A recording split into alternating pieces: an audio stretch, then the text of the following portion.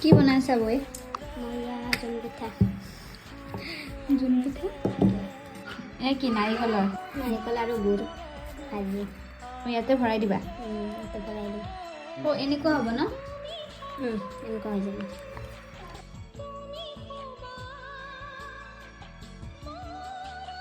এই পিঠা বনোৱা নাইতো?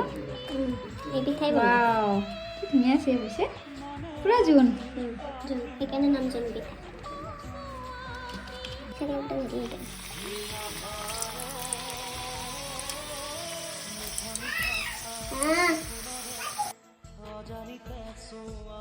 পাপা কি কৰি আছা?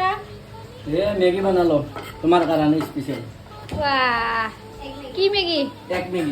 এক মেগী বনাই দিছা? মজা। ডাঙৰ কাৰণে দিছানে নাই? দিছো।